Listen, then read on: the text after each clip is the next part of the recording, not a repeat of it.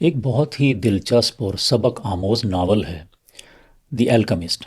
اسے برازیل کے ایک مصنف پاولو کوئلہو نے لکھا ہے، جس میں وہ ایک لڑکا جو ایک چرواہا ہوتا ہے اس کی وہ خوابوں کو پورا کرنے کی ایک داستان بیان کرتا ہے۔ تو یہ جو لڑکا ہے اس کا نام سینٹیاگو ہے۔ یہ اسپین کے شہر اندلس میں رہتا ہے۔ یہ ایک چرواہا ہوتا ہے، بکریاں چراتا ہے اور بس ایک مطمئن سی لائف گزارتا ہے۔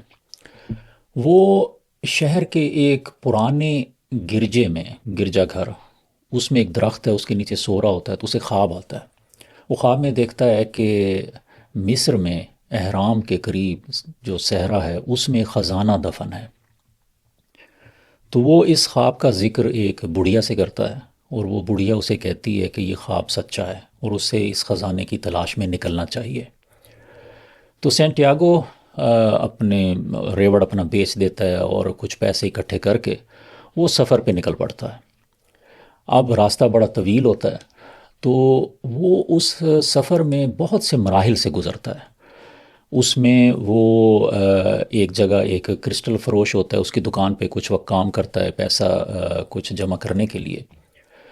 تو وہ وہاں پہ عقل اور محنت کے استعمال سے روزگار حاصل کرنا اور اس کی اہمیت کو سیکھتا ہے۔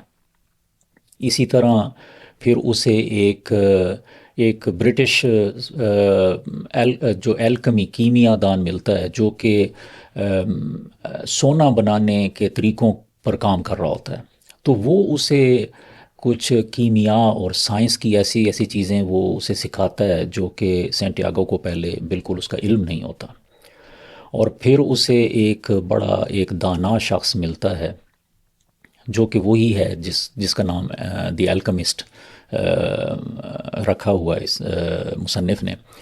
تو وہ اسے دنیا کے بہت سارے راز، زندگی کے بہت سارے راز اسے سکھاتا ہے، اور وہ یہ بھی بتاتا ہے کہ ہر شخص کا ایک پرسنل لیجنڈ ہوتا ہے، یعنی کہ پرسنل مشن یا ذاتی اس کا ایک ذاتی منزل ہوتی ہے ہر شخص کی۔ اور وہ سینٹیاگو کو بتاتا ہے، سینٹیاگو چونکہ ذکر کر چکا ہوتا ہے اس کے ساتھ اپنے خواب کا، تو وہ سینٹیاگو کو کہتا ہے کہ اس کا پرسنل لیجنڈ جو ہے وہ اس خزانے کا حصول ہے۔ اور وہ جو الکیمسٹ ہے وہ سینٹیاگو کہتا ہے کہ اپنے خواب کو ترک نہیں کرنا چاہیے، اس کو حاصل کرنے کی پوری کوشش کرنی چاہیے۔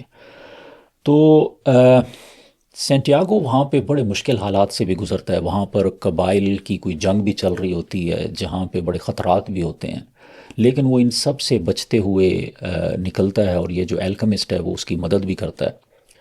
اور الکیمسٹ اسے پھر یہ بھی بتاتا ہے کہ اس پوری کائنات میں جو سب ذرات ہیں اور سب چیزیں آپس میں کنیکٹڈ ہیں، اور جب کوئی شخص اپنی خواہشات پہ یقین رکھتا ہے تو کائنات کے تمام عناصر مل کر اس کی مدد کرنا شروع کر دیتے ہیں۔ تو اس طرح کی وہ بہت ساری چیزیں سیکھتے سیکھتے آخر وہ اس جگہ پہ پہنچتا ہے اہرام کے قریب جہاں اس نے خزانہ تلاش کرنا ہوتا ہے۔ اسے خزانہ تو وہاں نہیں ملتا، لیکن ایک ڈاکو مل جاتا ہے۔ وہ ڈاکو اسے پکڑ لیتا ہے، اس کی پٹائی کرتا ہے اور اس کے پاس جو سامان ہوتا ہے وہ چھین لیتا ہے۔ پھر وہ ڈاکو سے پوچھتا ہے کہ وہ لڑکا سینٹیاگو وہاں پہ کیا کر رہا ہے؟ تو سینٹیاگو اسے پھر اپنے خواب کے بارے میں بتاتا ہے کہ وہ خزانے کی تلاش میں یہاں پہ آیا تھا۔ تو ڈاکو ایک کہکہا لگاتا ہے اور کہتا ہے کہ اسے بھی کچھ عرصہ پہلے ایک خواب آیا تھا کہ اندلس میں ایک پرانا گرجا ہے، اس میں ایک درخت ہے اور اس درخت کے نیچے خزانہ دفن ہے، لیکن وہ خوابوں پہ یقین نہیں رکھتا۔ تو سینٹیاگو جب یہ سنتا ہے تو پھر اس کی سمجھ میں یہ آتا ہے کہ خزانہ اصل میں وہیں پر ہے جہاں سے اس کا سفر شروع ہوا تھا۔ تو وہ واپس آتا ہے اور پھر وہ اس گرجا گھر میں اس درخت کے نیچے کھدائی کرتا ہے تو اسے وہ خزانہ مل جاتا ہے۔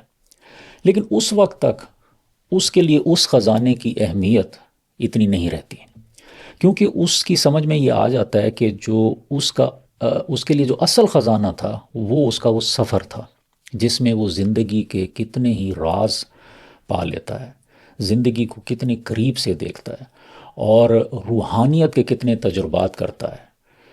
تو اس کہانی میں بہت سارے سبق ہیں۔ ایک تو یہ کہ ہماری جو زندگی کا سفر ہے اور ہماری جو منزل کی طرف جانے کی کوشش ہے، اصل میں وہ کوشش اور وہ سفر ہی ایکچول منزل ہوتی ہے۔ اور دوسرا یہ کہ خواب جو ہیں ان کو حاصل کرنے کے لیے ایک یقین اور ایک محنت اور لگن اور ایک سفر کی ضرورت ہوتی ہے۔ اور تیسرا اور جو شاید سب سے بڑا سبق ہے وہ یہ ہے کہ اکثر اوقات جو ہمارا جو خزانہ ہوتا ہے وہ ہمارے پاس، ہمارے قریب یا ہمارے اندر موجود ہوتا ہے، لیکن اس کو حاصل کرنے کے لیے پھر بھی ہمیں کسی نہ کسی طرح کے سفر پر نکلنا پڑتا ہے۔